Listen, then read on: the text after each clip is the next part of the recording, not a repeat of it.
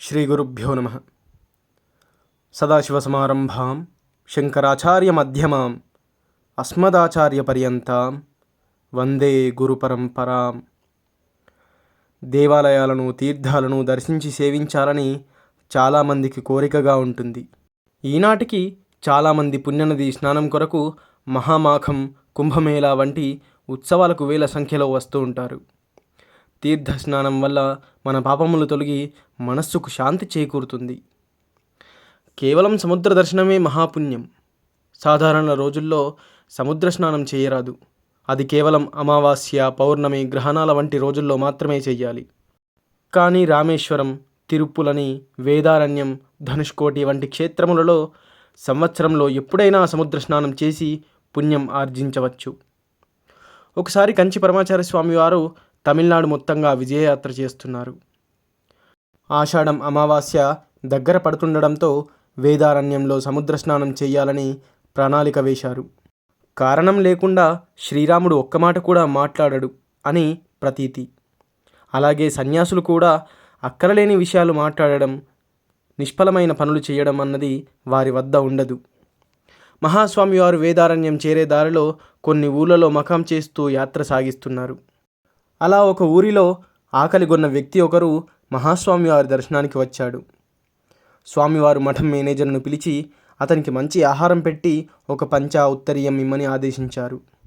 Manager గారు స్వామివారి ఆదేశాన్ని పాటించి, స్వామి, అతనికి మీరు చెప్పినవన్నీ ఇచ్చాము, పంపేయమంటారా అని అడిగారు. స్వామివారు వెంటనే అతన్ని మఠ ప్రముఖునిగా చూసుకుంటూ రాజభోగాలను కల్పించమని ఆదేశించారు. మేనేజర్ గారికి ఏమీ అర్థం కాకపోయినా స్వామివారి ఆదేశాన్ని పాటిస్తూ అతన్ని యాత్రలో తమతో పాటు ఉండమన్నారు. అతనికి భోజనం ఇచ్చారా, బాగా చూసుకుంటున్నారా అని పరమాచార్య స్వామి వారు మేనేజర్తో ప్రతిరోజు అడిగి తెలుసుకునేవారు. రోజులు గడుస్తున్నాయి. హఠాత్తుగా ఒకరోజు అతను మఠానికి తాగి వచ్చాడు. భగవంతుని దూషించాడు. మఠ ఉద్యోగులను తిట్టాడు. ఆఖరికి కూడు గుడ్డ ఇచ్చిన పరమాచార్య స్వామి వారిని కూడా తులనాడాడు. మేనేజర్ గారికి కోపం వచ్చి అతని ప్రవర్తనను మహాస్వామి వారికి విన్నవించారు. అతన్ని పంపేద్దాం పెరియవా అని మహాస్వామి వారిని మేనేజర్ గారు అర్థించారు. స్వామివారు ఏమీ కోప్పడక గట్టిగా నవ్వారు. స్వామి, అతన్ని పంపేనా అని మేనేజరు మళ్ళీ అడిగారు. కానీ మహాస్వామి వారు అందుకు ఒప్పుకోలేదు. ఆ రోజు ఆషాఢం అమావాస్య. స్వామివారు వేదారణ్యంలో సముద్ర స్నానం చేయడానికి వస్తున్నారని తెలిసి వేల మంది భక్తులు వచ్చారు. ఆషాఢం అమావాస్య రోజు సముద్ర స్నానం పుణ్యప్రదం. అందులో నడిచే దైవం పరమాచార్య స్వామి వారితో కలిసి చేయడం అత్యంత పుణ్యప్రదం. దాంతో తీరమంతా లక్షలాది మంది భక్తులతో నిండిపోయింది. భక్తితో ఎంతోమంది వృద్ధ మహిళలు కూడా తీరం వెంబడి నిల్చున్నారు. పరమాచార్య స్వామివారు సముద్రం దగ్గరకు వచ్చారు. అందరూ స్వామివారికి నమస్కరించగా స్వామివారు సముద్రంలోకి నడిచారు. స్వామివారిని అనుసరిస్తూ అక్కడున్న వృద్ధ మహిళలతో పాటు అందరూ లోపలికి నడిచారు.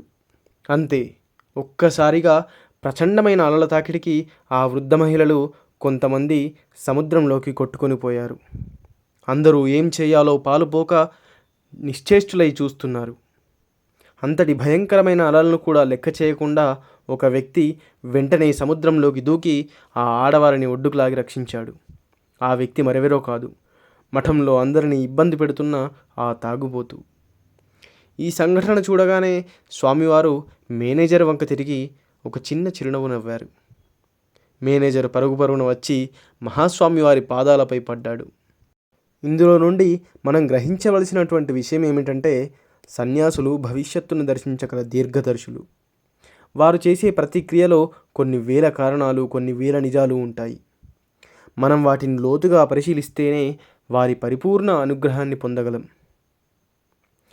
అపార కరుణాసింధుం జ్ఞానదం శాంతరూపిణం శ్రీ చంద్రశేఖర గురుం ప్రణమామి ముదాన్వహం.